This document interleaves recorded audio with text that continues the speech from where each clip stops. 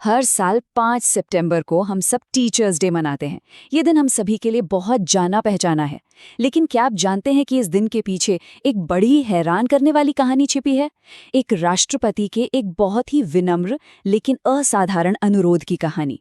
तो चलिए आज इसी कहानी की तह तक चलते हैं। हाँ, ये एक ऐसी राष्ट्रीय परंपरा बन चुकी है जो हम सबके दिलों में बसती है। एक ऐसा दिन जब स्कूलों और कॉलेजों में एक अलग ही माहौल होता है और स्टूडेंट्स अपने टीचर्स के लिए सम्मान और आभार जताने के नए नए तरीके ढूंढते हैं। लेकिन कभी सोचा है कि 5 सितंबर ही क्यों, कोई और दिन क्यों नहीं?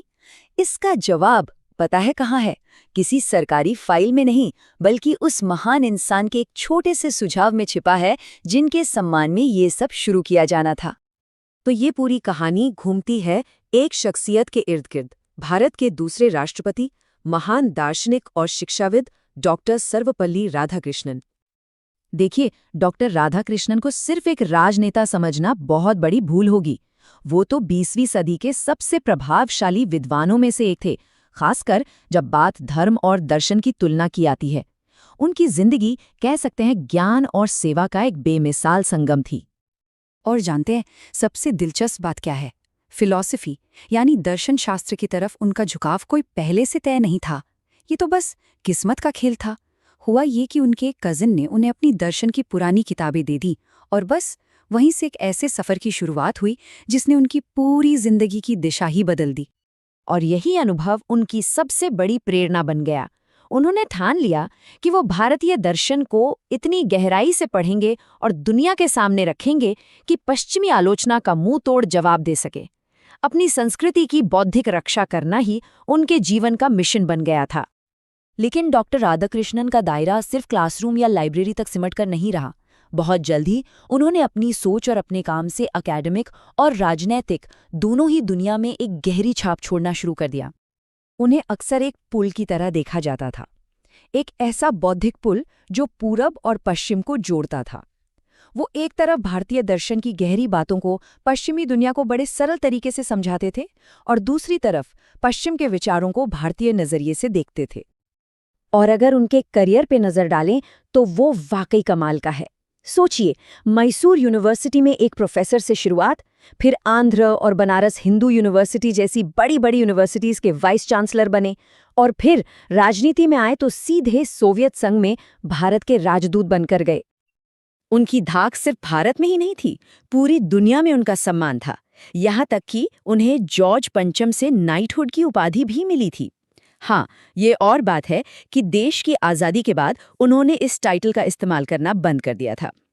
इससे उनके व्यक्तित्व के कद का अंदाजा लगाया जा सकता है।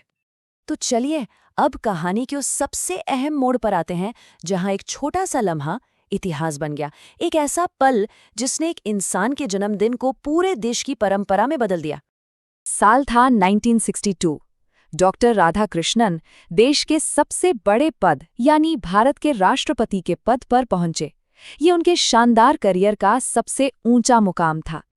अब जाहिर सी बात है, उनके स्टूडेंट्स, उनके प्रशंसक सभी उनका जन्मदिन यानी 5 सितंबर बहुत धूमधाम से मनाना चाहते थे। लेकिन डॉक्टर राधाकृष्णन ने जो जवाब दिया, उसकी किसी ने उम्मीद भी नहीं की थी। और यही था वो ऐतिहासिक पल। उन्होंने अपने लिए सम्मान लेने से विनम्रता से इनकार कर दिया और एक ऐसा सुझाव दिया जिसने सब कुछ बदल दिया। उन्होंने कहा, मेरा जन्मदिन अलग से मनाने के बजाय ये मेरे लिए गर्व की बात होगी अगर 5 सितंबर को शिक्षक दिवस के रूप में मनाया जाए। सोचिए, ये शिक्षा और शिक्षकों के प्रति उनके गहरे सम्मान का सबसे बड़ा प्रमाण था। डॉक्टर राधाकृष्णन का वो निस्वार्थ सुझाव आज एक ऐसी विरासत बन चुका है जो हमेशा जिंदा रहेगी। तो देखते हैं कि कैसे उनका एक विचार एक अमर परंपरा बन गया। उनके इस सुझाव को पूरे देश ने हाथों हाथ लिया, क्योंकि ये सिर्फ डॉक्टर राधाकृष्णन का सम्मान नहीं था, बल्कि ये समाज में शिक्षकों की जो अहम भूमिका है उसे राष्ट्रीय स्तर पर पहचान देने जैसा था। और तब से लेकर आज तक हर साल 5 सितंबर को पूरे भारत के स्कूलों और कॉलेजों में एक त्योहार जैसा माहौल होता है। बच्चे अपने टीचर्स के लिए प्रोग्राम करते हैं, उन्हें तोहफे देते हैं और पूरा माहौल शुभकामनाओं और सम्मान से गूंज उठता है।